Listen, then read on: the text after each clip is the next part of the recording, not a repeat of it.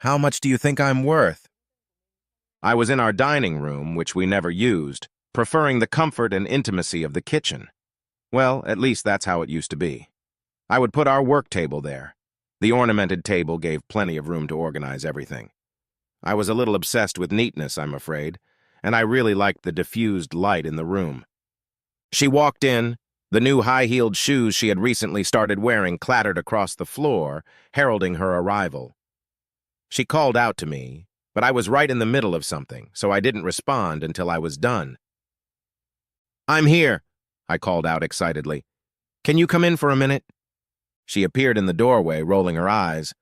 "Well, what now? I have to be somewhere soon." I hugged her.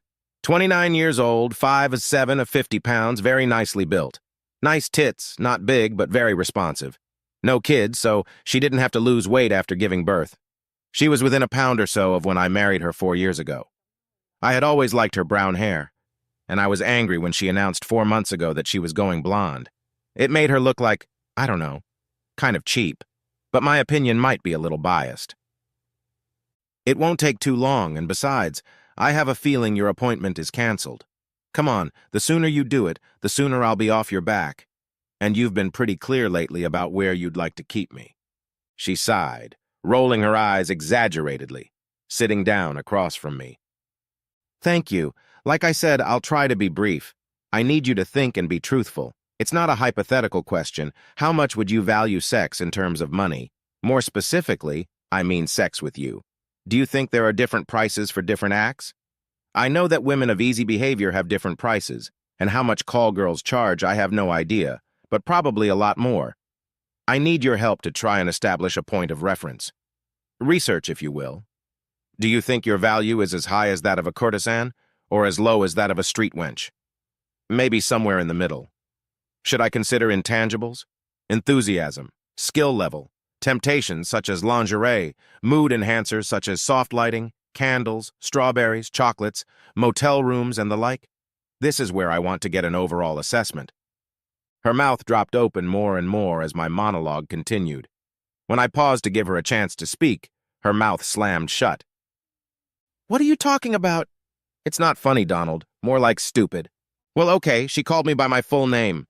That means she's pissed off, and if I keep this up, she'll go into full dope mode in a few seconds." "Oh, I agree, Sherry. This is stupid. It's been stupid from the moment you started flirting with Jameson. It's Jameson, isn't it? What a pompous name. He's just a redneck, even in a suit. His drinking buddies call him Jimmy Jam, and now there's a name for you." Her eyes narrowed. I could see the eruption coming. "Come on, Mount St. Helens, blow." "Give it a rest about that. I already told you, there's nothing between us. I don't even like him that much. Is that what this is about? I swear if you talk about him again, I'll leave you." I smirked. Jameson, Jameson, Jameson. Jimmy Jam Jameson sounds like a rapper, doesn't it? Jimmy Jam Jameson, the hillbilly rapper. He could make up rhymes about his pickup, get drunk, use married women maybe. I see a real career in his future, big money. Her eyes widened, then narrowed slightly.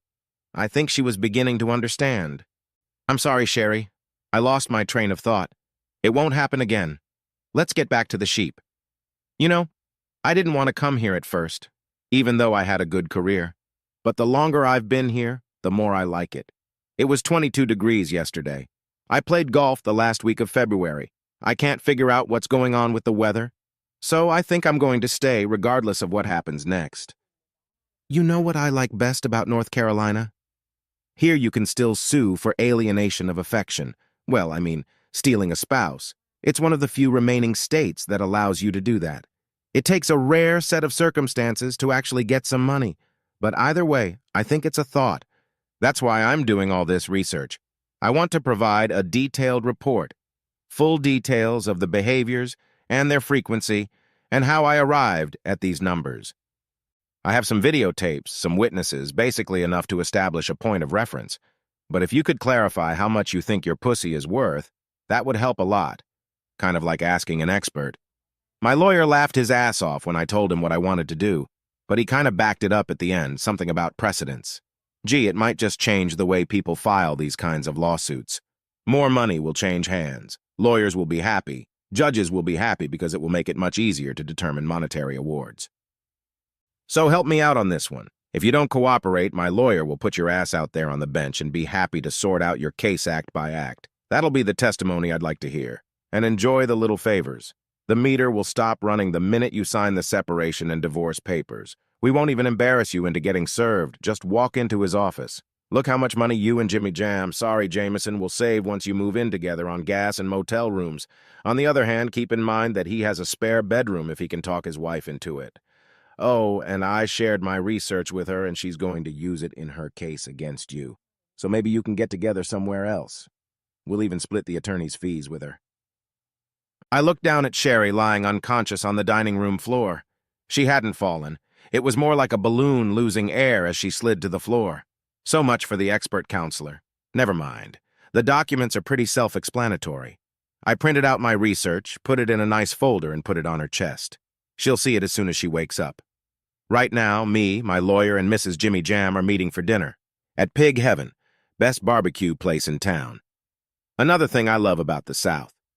I hope Sherry realizes that once the door slams shut behind her tonight, she can't come back. The locks will be changed. Damn it, it's gotten to the point where it's no longer possible to enjoy a good meal. Sherry had called 6 times already. I'd disconnected her. Mrs. Jimmy Jam was just in the middle of one of her hilarious stories about her errant husband. Said she was thinking of writing a book, Life with a Male Dog. Looks like Sherry is not his one and only. Mrs. J said she would give me their addresses so I could share my formula with their husbands after mine was ready. We don't want too many people shaking the tree at the same time, do we? I tuned into the story again. Of course, it wasn't that simple. Sherry didn't want a divorce. She was so apologetic, and that she said it would never happen again, that she had learned her lesson. She fought for 4 months before she gave up, signed the papers, and came home. Jameson got a lot of publicity when the trial began, and the judge, an old-school weirdo with 2 ex-wives to his credit, allowed me to testify. The court shook with laughter while he tried to become invisible. He was actually a fairly wealthy man, owned half of a car dealership, and I actually got some money, even more than I thought possible. Mrs. Jameson ended up getting the house and a 4th share of the car dealership. Once we were done, she turned my research over to the other 3 husbands, and it looked like before it was over, he'd be lucky to still have a job as a car salesman rather than a share in the dealership. I stayed away from women for almost 2 years before I ran into a feisty little redneck redhead, a widow with 2 sons ages 8 and 6. I coached her kids in basketball, which a friend had talked me into, and though we didn't hit it off right away, we gradually grew to like each other. She mocked the way I treated her in public, opening doors, serving her a chair in a restaurant, the way I always deferred to her in social situations. She poked fun at it until on the 3rd date I snapped. You don't like being treated like a lady, fine. But if you date me, know that I will treat you that way. If you want to be treated like a thing, go back to the rednecks. Her eyes went wide, but she modestly waited for me to open the car door as we drove away and remained silent on the way home. Afterward, she apologized as I walked her to the door. I explained as best I could. Look, this is the way I was raised. My grandfather was old-fashioned, saying, treat them like a lady in public, like a partner in private, and, well, the rest was about the bedroom. Her eyes seemed to glow in the moonlight. And if I were your woman, how would you treat me in the bedroom? I'd treat you like the hot little thing I think you are and screw your brains out. Not for power, not for dominance, but because I'd want to be the best lover you've ever had, so you'd always be satisfied. I don't think we're there yet, though. You know what your biggest mistake is, honey. You thinking too much. She said this while pushing me through the door.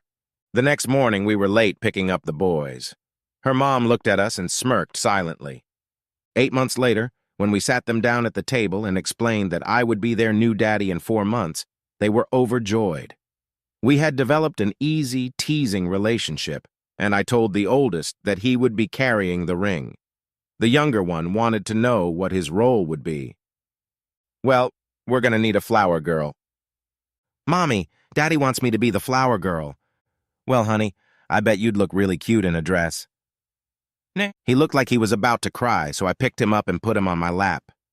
You know, we're just kidding, son. How about you be the ring bearer and your brother be the best man? How about that? That was fine with them, and that's exactly what we did. 10 years later, I was happy to hear them complain about me making them take their younger sisters to dance classes and scouts. I never saw Sherry again. My older brother said she got married again, but the marriage didn't last long. After that divorce, she kind of just disappeared. It was too bad for her second, too, since they lived out of my state. We were at a party right after the wedding, and one of her friends told her what I did. She was quiet on the way home, and after we got into bed, she asked me how much I thought she was worth. Honey, there is more value in you when you just give me a peck on the cheek than there would be if my ex was worth $1 million and we were just living in bed. No unit of measurement has been invented to describe your value to me. Don't forget our boyfriends, and you don't have enough zeros to put behind that. Good answer, she said through unexpected tears, sliding her body on top of mine. But I expect you to show me how much you appreciate me often. Very often. That's how the girls came to be. Twins. I'll never get out of debt.